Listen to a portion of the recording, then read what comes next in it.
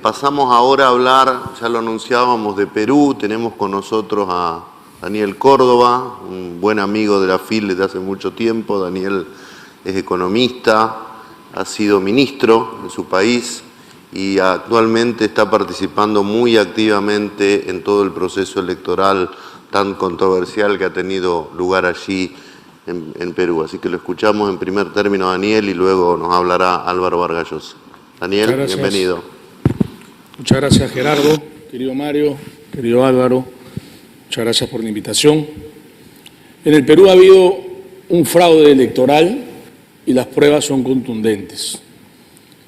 La madrugada del 6 de junio pasado, día de las elecciones, unas 2.000 mesas aproximadamente fueron tomadas en regiones obviamente alejadas de los centros urbanos por partidarios de Perú Libre, del partido de Pedro Castillo. Me refiero a distritos como Asillo, Chupa, en Azángaro, Puno, en la provincia de Chumbivilcas, en Cusco, los distritos de Iusco, Libitaca, por ejemplo, en Condorcanqui, el Cenepa, en Amazonas, en Chota, Tacabamba, Cajamarca, el lugar de nacimiento de Pedro Castillo, y muchos otros lugares.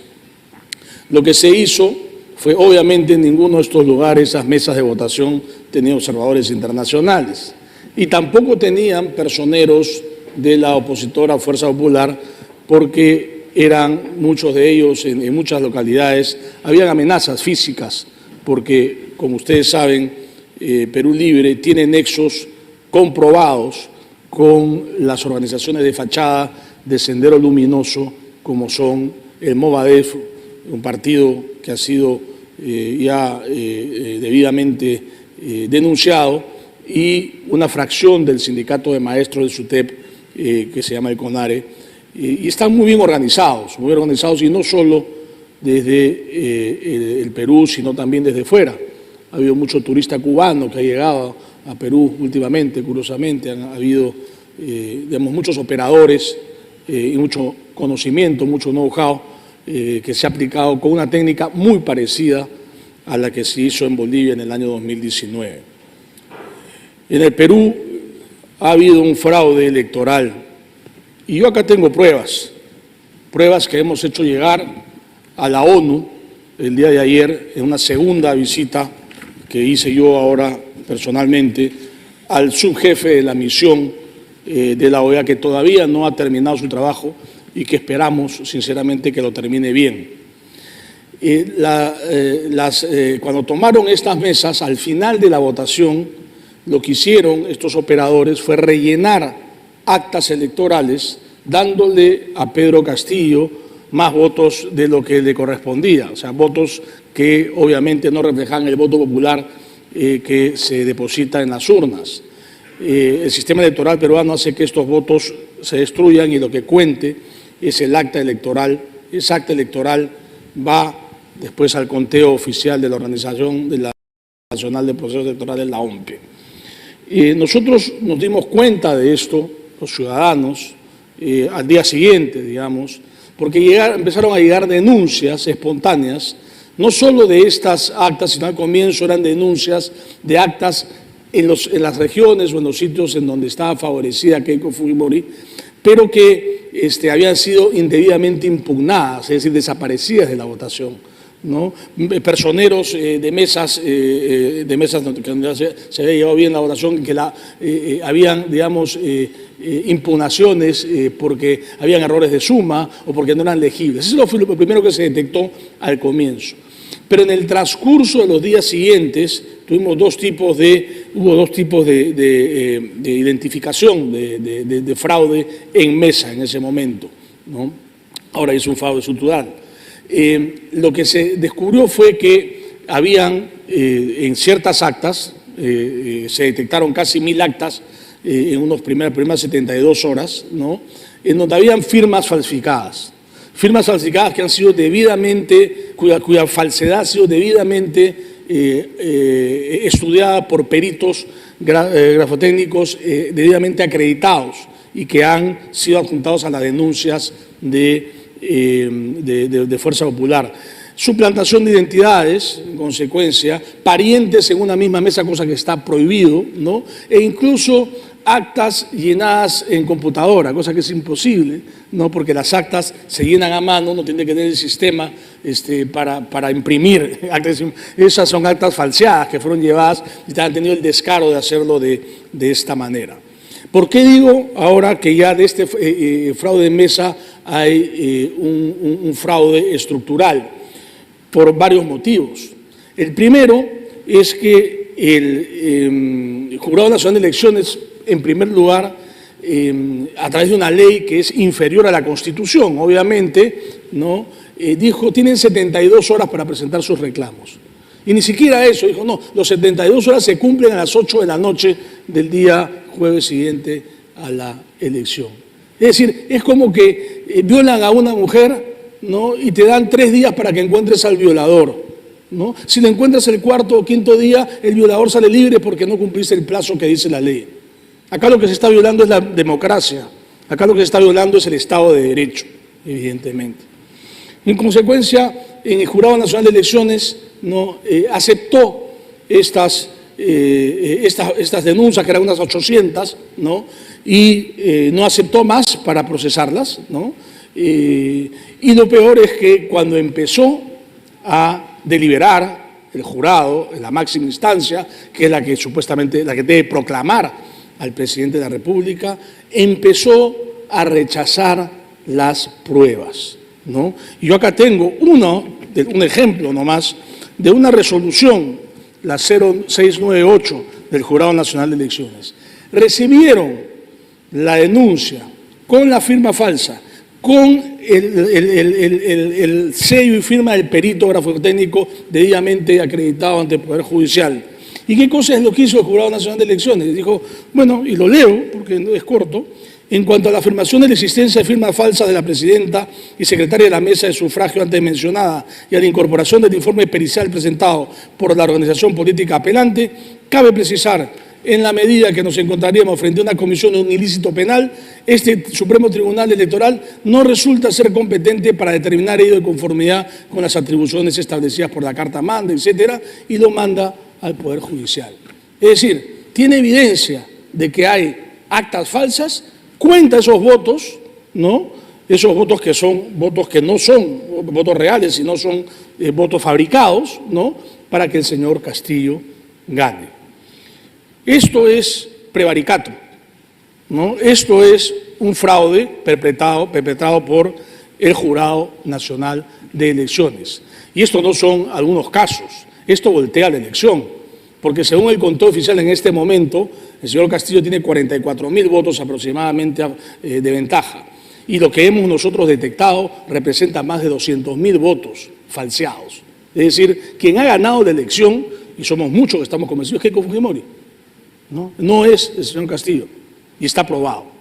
Después vino una renuncia escandalosa de uno de los miembros del Tribunal Constitucional, que evidentemente han empezado a desacreditar apenas del Jurado Nacional de Elecciones, perdón, acá tengo, ¿no? Y en esta carta, básicamente lo que dice, ¿no?, es que con el fin de evitar que la representación que ejerzo y mis votos en minoría sean utilizados para convalidar falsas deliberaciones constitucionales, que son en realidad decisiones con clara parcialización política, en el Pleno del Jurado Nacional de Elecciones, que hasta hoy he tenido el honor de integrar, me desisto, dice, de ser, ser parte del jurado. Unas semanas antes había un tribunal ético constituido por eminentes juristas que renunció, digamos, la mitad de sus miembros renunció. No sabemos muy bien por qué, pero renunció ese tribunal ético, ¿no? Entonces, lo que dice en esta renuncia el doctor Luis Arce Córdoba es que el Perú debe conocer que no es casualidad que actualmente ejerzan funciones en una fiscal de la Nación, un presidente del Jurado Nacional de Elecciones, un jefe de la Oficina Nacional de Procesos Electorales, una presidenta del Poder Judicial y 7 miembros de la Junta Nacional de Justicia designados durante el gobierno del vacado por corrupto, por probadamente corrupto, expresidente de la República, Martín Vizcarra, y que precisamente en el ejercicio funcional de sus altas responsabilidades se haya provocado la situación política en la que nos encontramos, ¿no? Y así menciona otras evidencias, que esta carta es pública, está publicada. Nosotros hemos trabajado, es una página web que se llama pruebasdefraude.com, está todo ahí colgado, es público, no se pueden ver absolutamente todas estas pruebas que tenemos y que hemos llevado en un documento, resumen, ¿no?, el día de ayer, como digo, a la Organización de Estados Americanos. Y, sí, cómo no. Creo que sería bueno que explicaras en nombre de quién hablas, quiénes han llevado a cabo esa investigación. Claro, bueno, yo hablo en primer lugar en nombre del Instituto Invertir Libertad que presido, pero fuimos, hay una serie, no solo es el Partido Fuerza Popular, hay los tradicionales partidos como el APRA, como el PPC, la doctora Lourdes Flores, ¿no?, que es una demócrata carta cabal, ha asumido la defensa, y lo reseñaste, Mario, en un artículo hace poco, ¿no? El Partido Renovación Popular, el Partido Avanza País, todos partidos que forman parte ahora del Congreso, ¿no?, y que representan, desde mi punto de vista también, a las fuerzas democráticas y también miembros de la sociedad civil. Aquí está presente también el doctor Gonzalo Ortiz de Ceballos. El doctor Gonzalo Ortiz de Ceballos fue nombrado miembro del Tribunal Constitucional por el Congreso anterior en el mes de septiembre del año 2019. Y justamente para evitar su elección, que ya había sido dada, ¿no?, el presidente Martín Vizcarra dio, desde mi punto de vista particular, un golpe de Estado civil y de manera absolutamente ilegal disolvió el Parlamento, ¿no?, y hubo una nueva elección. El doctor Gonzalo Ortiz de Ceballos fue nombrado miembro del Tribunal Constitucional por el Congreso. La resolución fue enviada al Diario Oficial Peruano y no fue publicada, ¿no? Y a partir de ahí, a partir del año 2019, el 30 de septiembre de 2019, yo escribí un artículo en ABC que salió en octubre sobre ese evento, ¿no? Martín Vizcarra empieza con un proceso de referéndum, ya empieza con las prácticas del socialismo del siglo XXI, ¿no? Referéndum para nombrar a la Junta Nacional de Justicia, que es la que el día de ayer ha destituido a este fiscal, a este miembro del Jurado Nacional de Elecciones, Arce, pero el doctor Gonzalo Ortiz de Ceballos ha presentado una denuncia penal y una denuncia constitucional de manera muy valiente desde mi punto de vista contra el presidente, contra la primera ministra. ¿Por qué? Y con esto voy cerrando, ¿no? Porque hemos solicitado, la candidata Keiko Fujimori le ha solicitado al presidente Sagasti que solicite a la OEA una auditoría del proceso electoral. No estamos pidiendo que proclamen a Keiko Fujimori, no estamos pidiendo nada más que transparencia. Una auditoría es muy distinta a una observación electoral. Cuando yo me reuní la primera vez en la OEA la semana pasada con el segundo, digamos, para estos efectos, del secretario general Almagro, y le hice saber que había estas preocupaciones, ¿no? Él me explicó que habían ellos hecho observaciones en 200 mesas y que no habían visto nada irregular. Son más de 85.000 mesas. Cada mesa tiene 200 a 300 votantes, las que hay en general. Y son cerca de 2.000 las que tenemos nosotros la certeza de que ha habido temas raros, ¿no? O que ha habido básicamente relleno artificial de votos.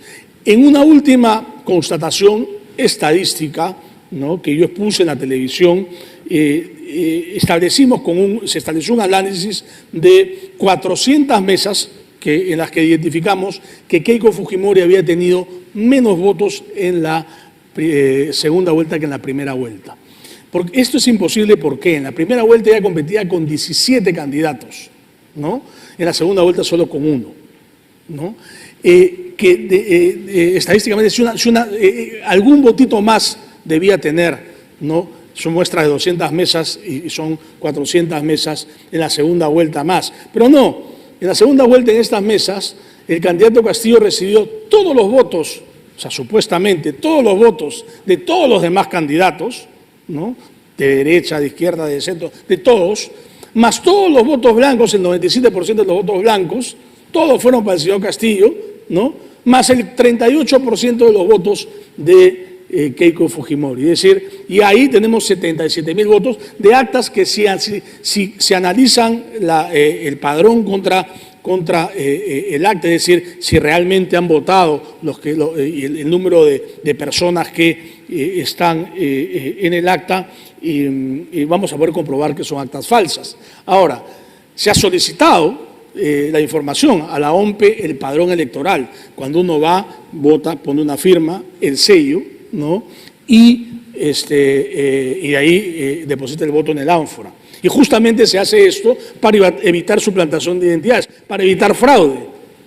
Entonces, la parte afectada ha solicitado formalmente al jurado que solicite a la OMPE esta información, estos padrones, y se niegan a entregarlo, porque dicen que no hay información confidencial, ¿no? Entonces, esto es absolutamente, hay una confabulación evidente. Lamentablemente, demócratas de antaño, ¿no?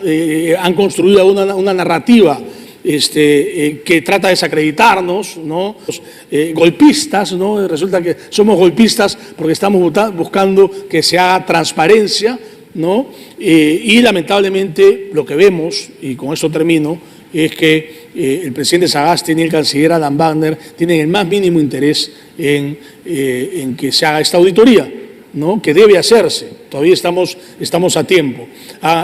Se han recibido pronunciamientos desde mi punto de vista apresurados y gestionados diplomáticamente del Departamento de Estado, de la Embajada de la Unión Europea, del Canadá y de la misma OEA, ¿no? De la misión de la OEA, en donde se dice que han sido elecciones transparentes, violentas, sin violencia, etc. Sí, no ha habido violencia. Se han transcurrido las elecciones de manera pacífica, ¿no? Como dice nuestro colega de Nicaragua, ¿no? El socialismo del siglo XXI, las dictaduras ahora, que son todas de izquierda, ¿no? Se desarrollan utilizando formas democráticas para perpetuarse en el poder. De manera tal que yo quiero invocar, terminando, yo voy a invocar a los partidos políticos españoles, en particular al PP, a Vox, ¿no? Que nos ayuden con el Parlamento Europeo, porque lo que queremos es contar la verdad.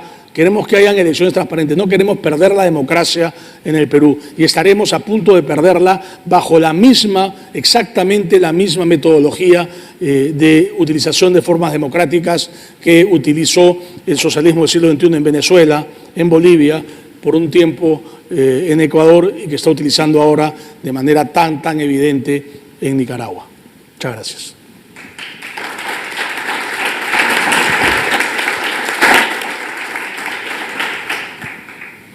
Muestra hasta qué punto la oposición al gobierno, porque claramente el gobierno ha tomado partido en estas elecciones por el candidato aparentemente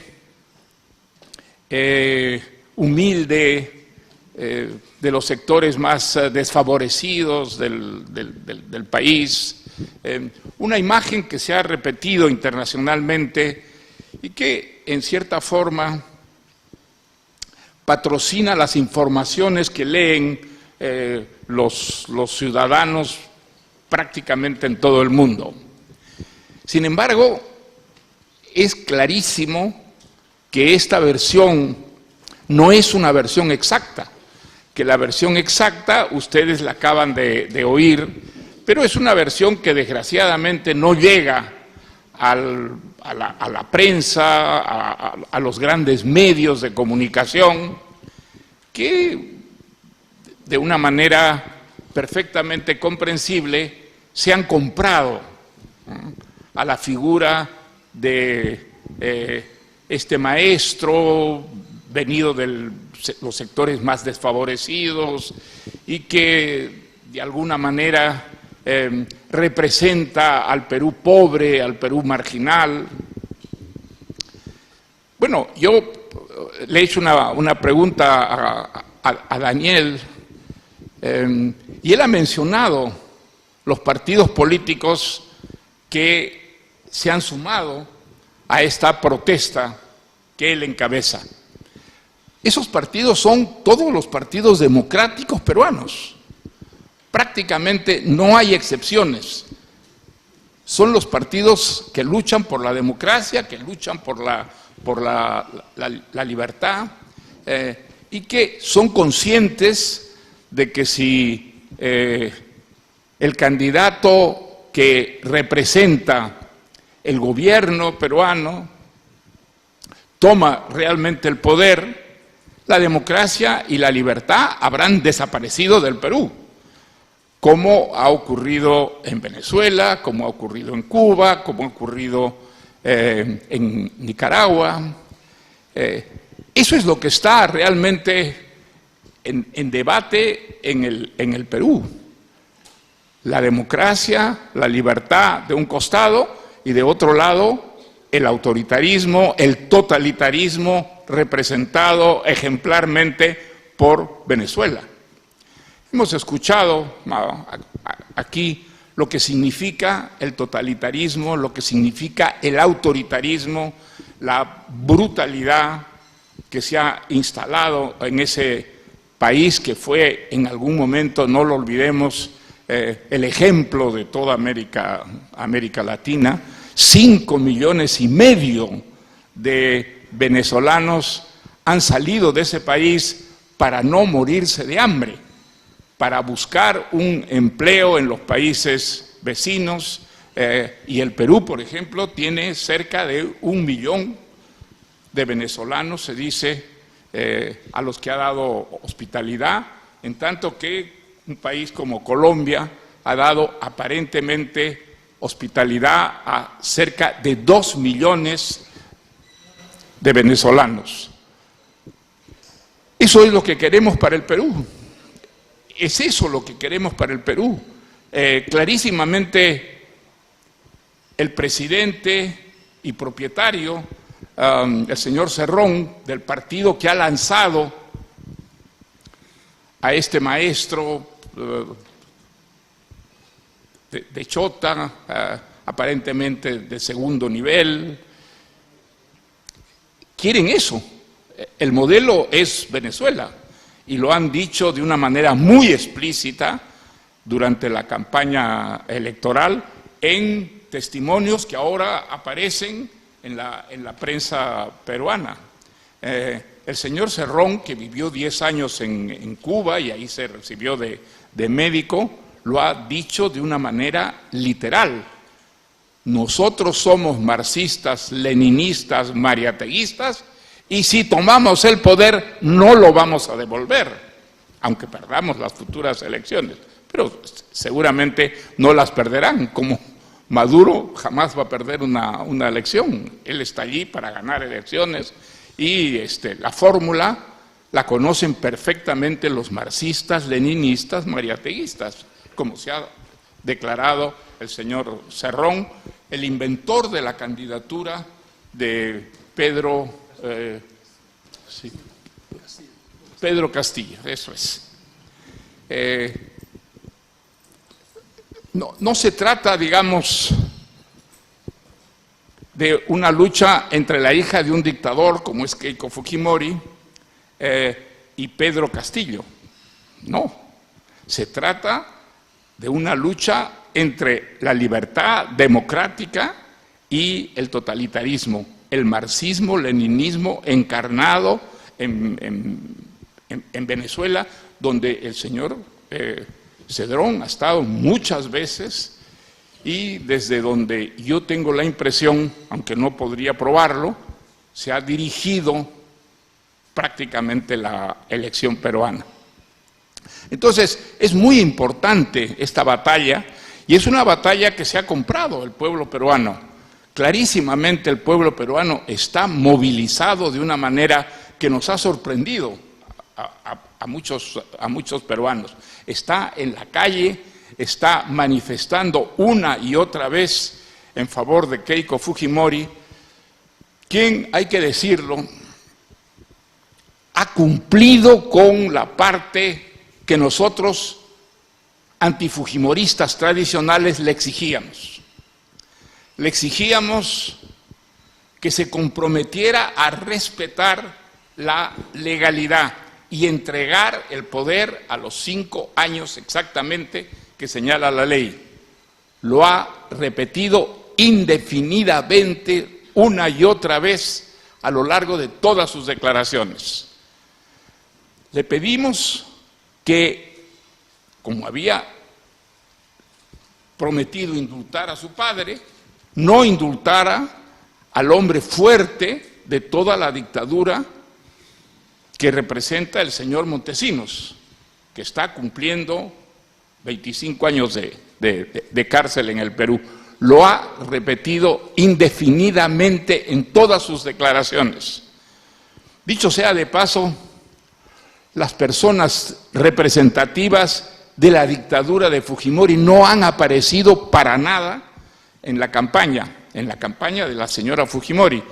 En cambio, han aparecido los antifujimoristas tradicionales, que hoy día forman parte del equipo de gobierno que ella quiere llevar al poder.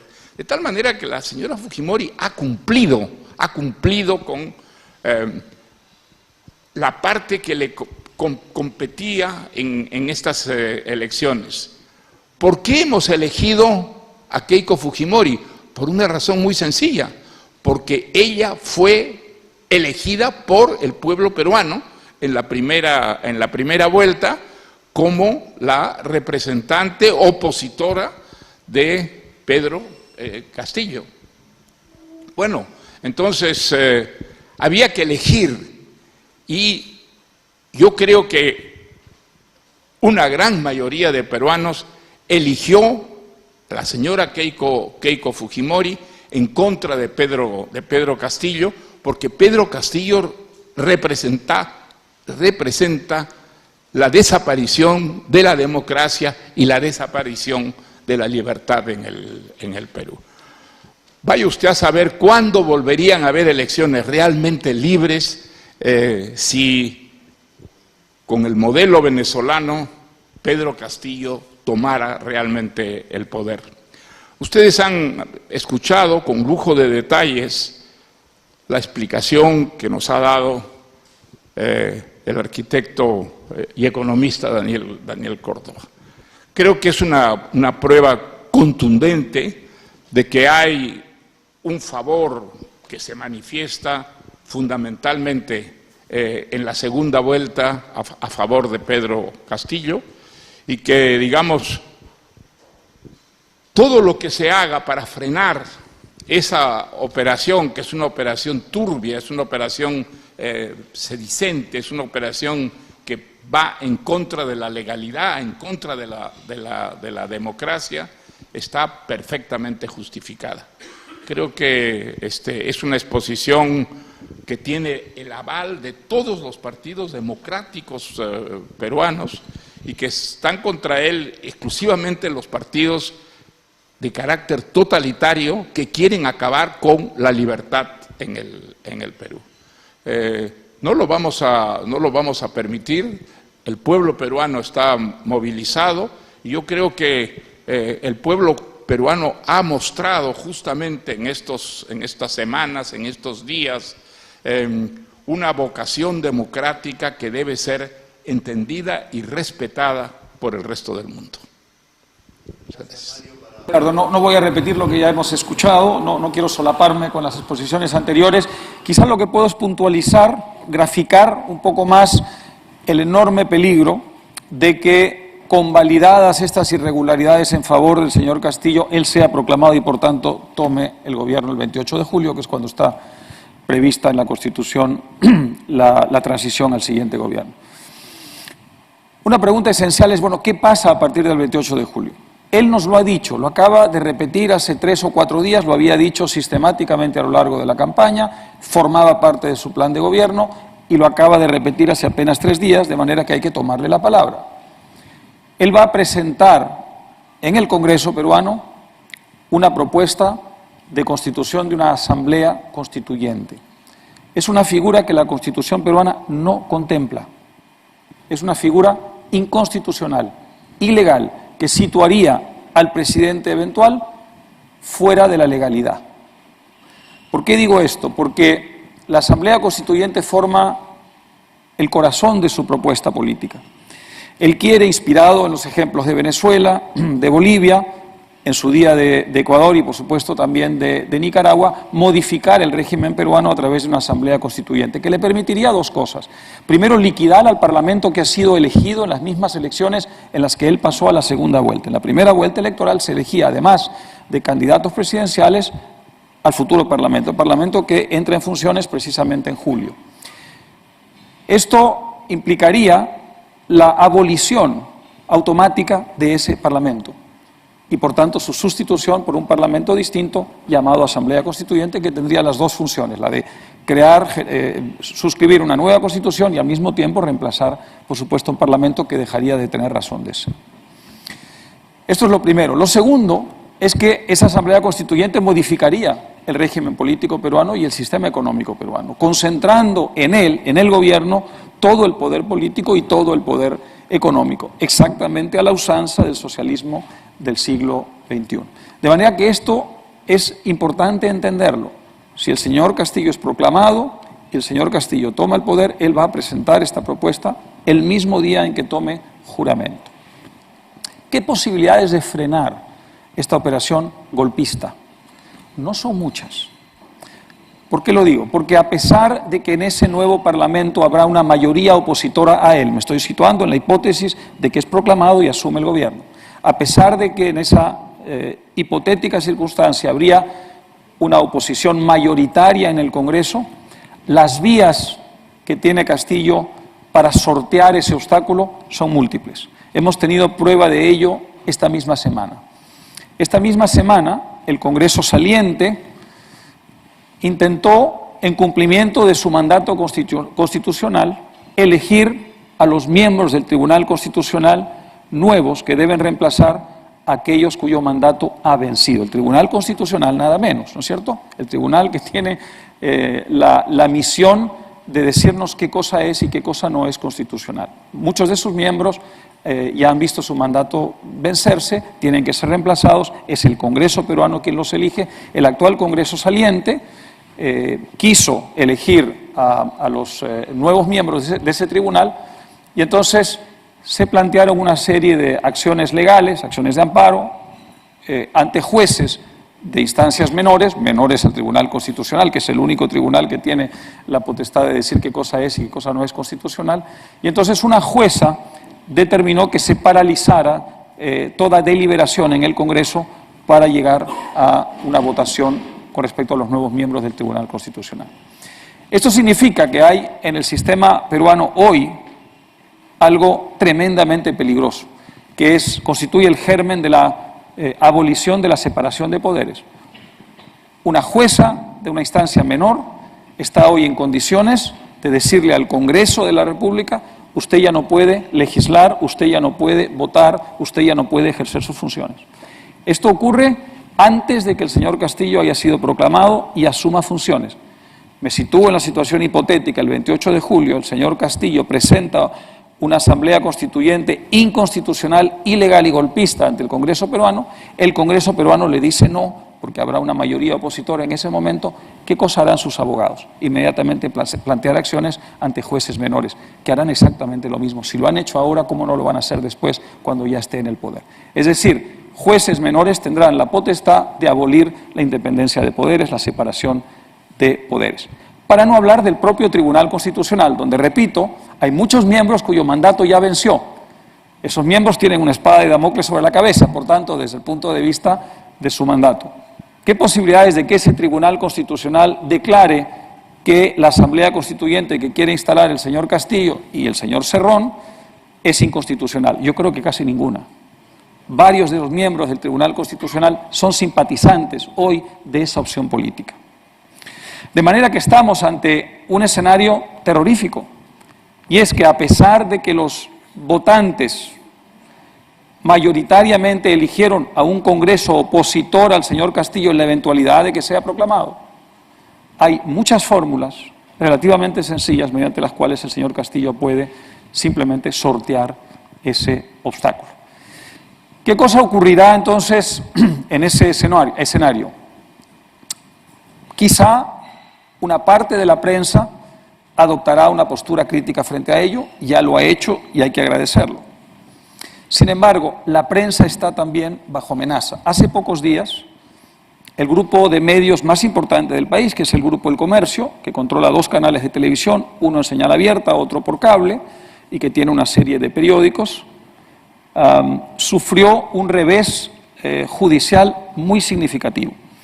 Un grupo de periodistas vinculados al grupo La República había planteado hace mucho tiempo una acción para impedir que El Comercio comprara 2 periódicos no de gran circulación, uno de ellos con alguna circulación nacional más o menos significativa, pero no comparable a la que tienen medios superiores a ellos. Esa, digamos, acción había quedado más o menos congelada, dormía el sueño de los justos allí a lo largo de mucho tiempo, y súbitamente, hace pocos días, la justicia falló en favor de quienes habían planteado la acción de declarar ilegal la compra por parte del diario El Comercio de estos periódicos. Yo me sitúo en el escenario de un Grupo El Comercio, por ejemplo, para citar solamente al Grupo El Comercio, que es el más importante, oponiéndose a la instalación de una asamblea constituyente ilegal, inconstitucional y golpista, y yo lo que creo es que vendrán acciones legales contra el Grupo El Comercio. Es bastante sencillo que eso ocurra, porque parte del grupo que está sosteniendo, el grupo mediático de la República, que está sosteniendo hoy a Castillo y a Cerrón y que está respaldando estas propuestas inconstitucionales e ilegales, tiene el 25% hoy de la televisión de la que el Grupo El Comercio es accionista mayoritario. Una simple acción legal con cualquier pretexto podría al día de mañana otorgarle al Grupo La República la mayoría de las acciones de la televisión. Yo creo que eso es lo que está en camino y, por tanto, habría sido abolida la oposición parlamentaria y habría sido abolida la oposición mediática. Quedaría la calle, ¿no es cierto? La calle que está movilizada desde hace algunas semanas, como se ha dicho aquí, en números sorprendentes, masivos, evidentemente reflejando lo que es un pánico, un pavor en un sector muy significativo del país frente a la eventualidad de que se instale en Perú un régimen de izquierda radical. Lo que veríamos seguramente en ese escenario sería una persecución por la vía judicial, quizá también la vía policial represiva, pero sobre todo la vía judicial contra quienes fueran los líderes de esa movilización, de esa agitación popular. ¿Por qué? Porque en todas las instancias en las que quienes respaldan al señor Castillo y al señor Cerrón el día de hoy, en todas las instancias en las que han planteado acciones, en todas la resolución judicial ha ido en su favor.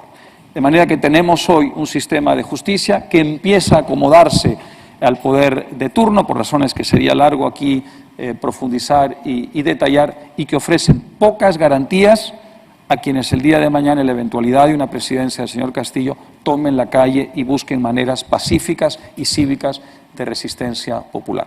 Por tanto, para terminar, estamos ante un riesgo extraordinariamente grave para la democracia peruana. El señor Castillo tiene la intención de instalar un régimen semejante al de los países, muchos de ellos representados aquí, que hoy representan la barbarie en América Latina.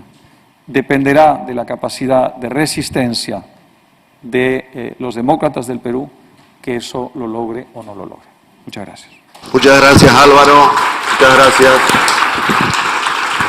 Bueno.